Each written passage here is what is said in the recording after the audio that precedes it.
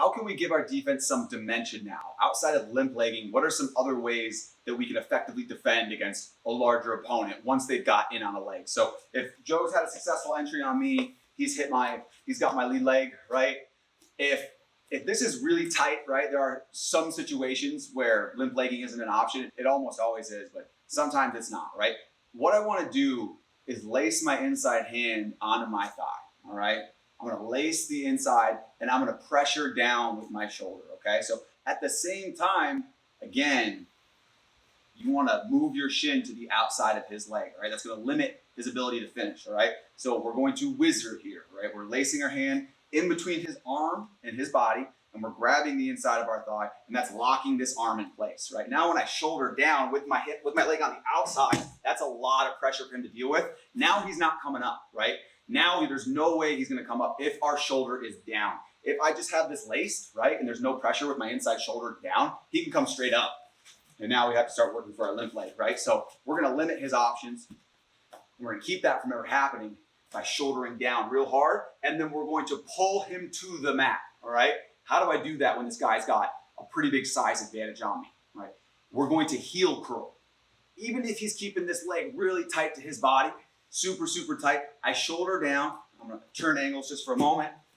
I'm gonna shoulder down here, and I can use my free hand to push his head and encourage this motion. So I shoulder down, push his head, and then this heel, this back heel right here is going to heel curl and whip down to the mat. Heel curl and pull him down to the mat.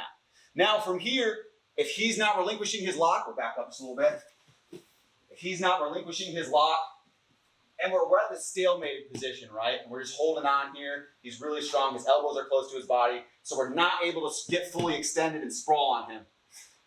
All we're gonna do, there's a way we're going to transition to the back from here, all right?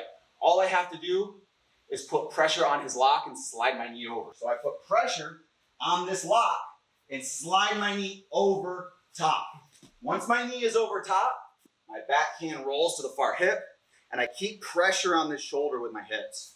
I'm keeping a ton of pressure on the shoulder so he can't come up and elevate. And I lean back, grab his left hip, and my leg slips right out, and now we're on the back. The heel curl, it's super effective against strong opponents, all right? So he's in, I'm gonna immediately lace my hand over top.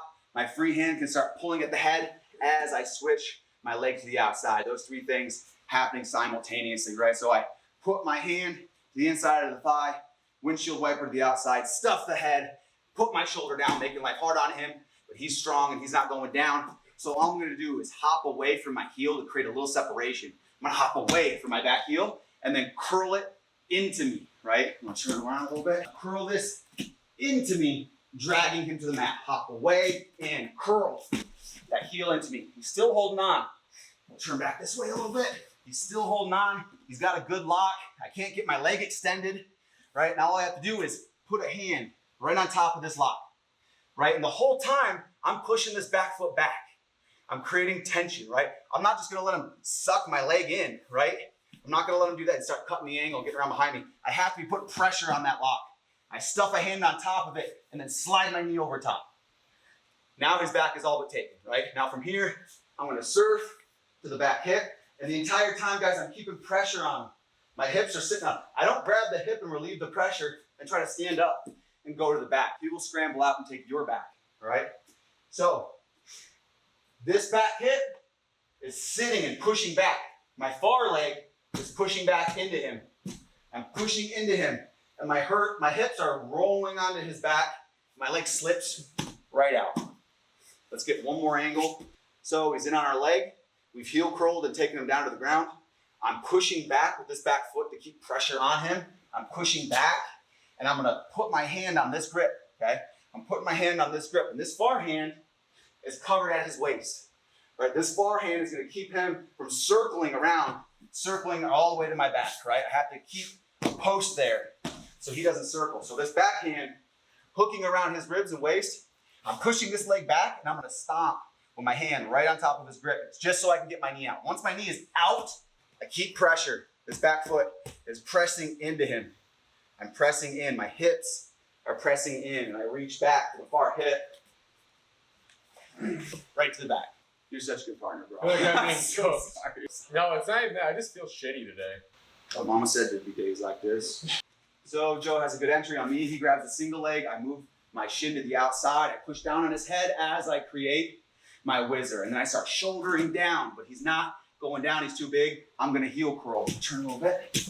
I'm going to heel curl. So I step away from my heel just for a moment and then pull my heel into me, dragging him to the ground, keeping weight on his head and keeping this arm right at his ribs and hips, right between his ribs and hips, so he can't run around behind me. I keep this right here. My other hand, let's go ahead and swing around.